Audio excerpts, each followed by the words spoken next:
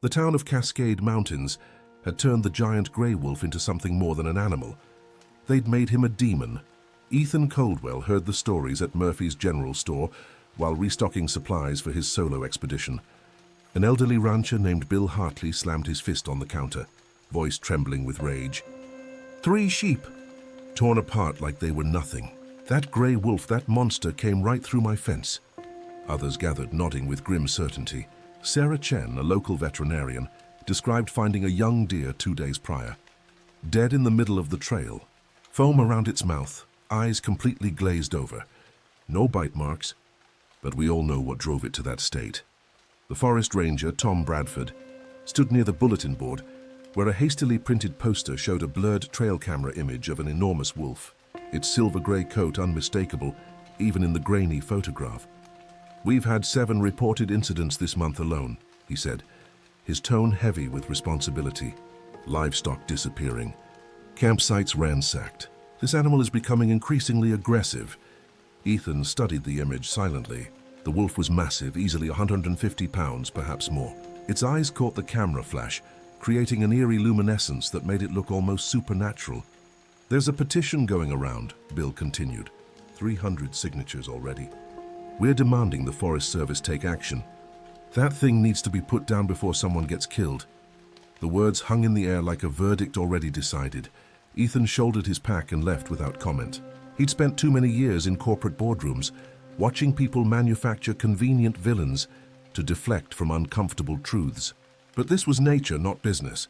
Sometimes the simplest explanation was the correct one. Still, something about the certainty in their voices bothered him.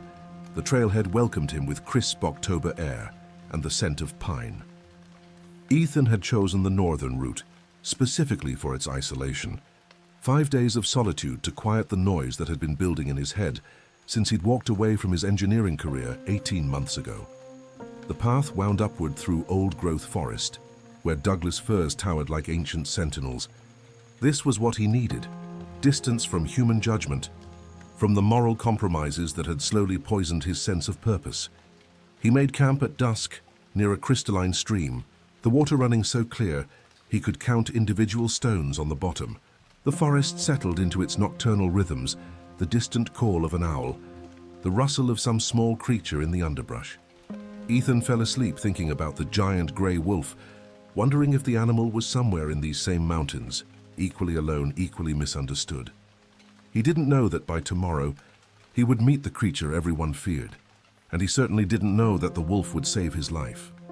The weather changed on the 3rd day. Ethan woke to a sky the color of gunmetal, clouds hanging so low they seemed to brush the treetops. The air carried that electric stillness that precedes mountain storms, a silence that felt less like peace and more like held breath. He checked his GPS coordinates and frowned. The route should have taken him along the ridgeline toward Miller's Peak, but something felt wrong. The landscape around him seemed subtly different from his topographic maps, as though the trails had shifted when he wasn't looking. By noon, the first snowflakes began to fall. October snow wasn't unusual in the Cascades, but this came fast and heavy, the kind of early-season storm that caught hikers off guard. Within an hour, visibility dropped to less than 50 feet. The trail markers disappeared beneath accumulating white, and the familiar landmarks Ethan had been using for navigation became indistinguishable shapes in the swirling gray. He pressed forward, knowing that stopping meant losing body heat. His breath formed clouds in the frigid air, and ice crystals clung to his beard. The forest transformed around him, branches bowing under sudden weight, the muffled silence of snowfall swallowing every sound. That's when his foot found the hidden drop-off. One moment he was navigating what seemed like level ground. The next, the earth simply vanished beneath him. Ethan fell hard, tumbling down a steep embankment concealed by snow and shadow. His pack twisted violently, slamming him against exposed rock and deadfall. He heard something crack, couldn't tell if it was equipment or his own ribs. He landed in a shallow ravine, pain radiating from his left side. Blood ran warm down his temple, startlingly hot against the cold. His satellite phone had shattered in the fall, pieces scattered across the snow like broken promises. Ethan tried to stand and immediately regretted it. His ankle couldn't bear weight, possibly sprained, maybe fractured. His ribs screamed with each breath, definitely cracked. The storm intensified, wind howling through the trees with predatory insistence. Temperature was dropping fast. Without shelter, without communication, injured and disoriented, Ethan understood with crystalline clarity that he was in serious trouble. He managed to drag himself against a fallen log, using his pack as windbreak. His hands shook as he tried to set up his emergency bivvy, but the cold was making his fingers clumsy. The forest around him had become an alien place, hostile, indifferent to his survival. As darkness fell and the storm reached its full fury, Ethan heard something moving through the trees. Heavy footfalls, deliberate, circling his position. Through the curtain of snow, two eyes appeared. Amber, luminous, impossibly large. The giant grey wolf had found him, and Ethan, injured and alone, realized he was about to discover whether the stories were true. The giant grey wolf stood motionless at the edge of Ethan's vision, a silhouette carved from shadow and falling snow. This close, the creature's true size became undeniable. Shoulders reaching nearly 3 feet high, body stretching over 6 feet from nose to tail. The blurred trail camera photo hadn't lied. Ethan's hand instinctively moved toward the bear spray clipped to his belt, but pain lanced through his ribs, stopping him halfway. His breathing came shallow and rapid, each exhale visible in the freezing air. Every survival instinct screamed at him to move, to run, to do something, but his injured body had made that choice for him. The grey wolf stepped closer, paws silent on the snow despite its massive weight. In the dying light, Ethan could see the scars Bill Hartley had mentioned, pale lines cutting through the silver fur along the wolf's shoulder and flank. Battle wounds from territorial fights or something else, those amber eyes fixed on him with an intensity that felt deeply wrong. Predators assessed prey with cold calculation, but this gaze carried something different, something almost analytical. The wolf tilted its head slightly, studying Ethan the way a physician might examine a patient. Then it did something that made Ethan's blood run colder than the storm. The grey wolf turned and walked several paces away, stopped, and looked back directly at him. The gesture was unmistakable, purposeful. It repeated the movement: walk, stop, look back, with deliberate patience. Ethan's rational mind struggled against what his eyes were showing him. Animals didn't do this. They didn't signal intent, didn't communicate across species barriers with such clarity. Yet here was this creature, this supposed man-killer, this demon of Cascade Falls, trying to tell him something. "You want me to follow you?"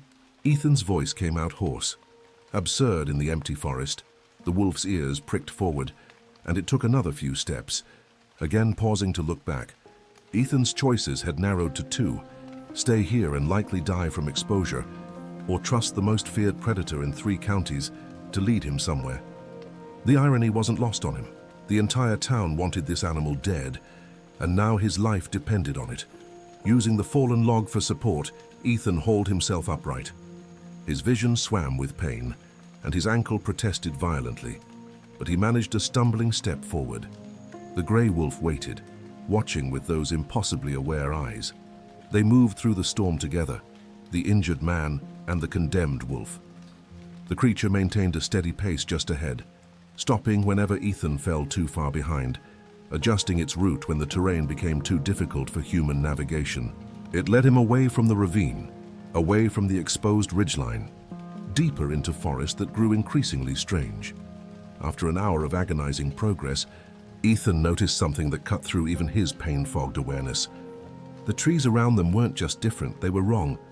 Bark peeling in sheets from trunks that should have been healthy, branches ending in blackened dead growth. And beneath the fresh snow, patches of bare ground showed earth that looked grey and lifeless, as though something had leached the very life from the soil. The grey wolf paused at the edge of a clearing and turned to face him fully for the first time. In that moment, Ethan understood something that made his stomach twist. This animal wasn't leading him home, it was leading him to something it desperately needed him to see. The clearing opened before them like a wound in the forest. Ethan limped forward, leaning heavily on a makeshift crutch he'd fashioned from a fallen branch. The giant grey wolf had stopped at the tree line, sitting on its haunches as though waiting for him to absorb what lay ahead. The storm had lessened to scattered flurries, and pale moonlight broke through the clouds, illuminating a scene that didn't belong in any living forest. Dead animals everywhere. not scattered randomly but accumulated, as if they'd all come to this place to die. Deer lay in twisted positions, their bodies barely touched by scavengers. A young elk, ribs protruding through matted fur. 3 coyotes curled together, as if seeking comfort in their final moments. Even smaller creatures, rabbits, squirrels, birds, dotted the clearing like fallen leaves. Ethan's engineering training kicked in automatically, his mind cataloging details even as horror washed over him. No visible injuries, no signs of predation. The bodies showed varying stages of decomposition, suggesting death spanning weeks, maybe months. But what stopped his breath completely was the foam, dried white residue around mouths and nostrils. Exactly like the deer Sarah Chen had described in Murphy's store. The gray wolf stood and moved into the clearing with reverence, as though walking through sacred ground. It approached the elk carcass and looked back at Ethan, then deliberately pawed at the frozen earth beside the body. Understanding struck him like a physical blow. The wolf hadn't killed these animals. It had been witnessing their deaths, powerless to stop whatever invisible poison was claiming them one by one. Ethan's gaze traveled beyond the clearing to the stream he'd been following. In daylight, he'd assumed its gray tint was sediment stirred by the storm. Now under moonlight, he saw the truth. The water ran with an unnatural turbidity, carrying something that didn't belong. He stumbled to the bank and knelt, ignoring the pain screaming through his body. The water smelled wrong, metallic, chemical. He pulled out his metal water bottle and scooped a sample, watching particles settle in a way that natural sediment never would.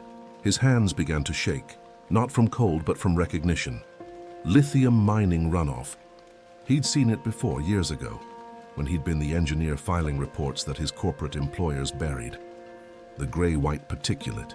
The pH imbalance that killed aquatic life first, then poisoned everything that drank from contaminated sources. The systematic devastation of an entire watershed. The giant gray wolf sat beside him, its massive head turning to look downstream, toward the source, toward whatever operation was feeding poison into these mountains while hiding behind permits and environmental impact statements that existed only on paper. Ethan met those amber eyes and finally understood everything. The livestock deaths, animals drinking from contaminated streams, the aggressive behavior, a desperate creature trying to drive humans away from poisoned territory, the ransacked campsites, the wolf searching for food as its natural prey died off. Cascade Falls had condemned this animal for trying to survive the catastrophe humans had created. "They blamed you," Ethan whispered, his voice breaking, "for all of it. And you were trying to show them." The gray wolf's ears flicked forward, and something passed between them in that moment, a recognition that transcended species. This creature possessed a terrible knowledge. It understood cause and effect, understood that human activity was destroying its world, and understood that humans refused to see. The wolf stood and began walking downstream along the poisoned water. It paused after a few paces, looking back with unmistakable intent. The gesture was clear: "We're not done. There's more you need to witness." Ethan struggled to his feet, his injured body protesting every movement, but he followed because this animal, this magnificent, maligned creature, had chosen him as witness. And whatever the gray wolf was leading him toward, it was something that couldn't be ignored any longer. Dawn broke gray and cold over the Cascade Mountains, revealing what the storm had concealed. Ethan and the giant gray wolf had traveled through the night, following the poisoned stream as it carved through increasingly devastated terrain. The wolf moved with purpose now, no longer checking if Ethan followed. It knew he would.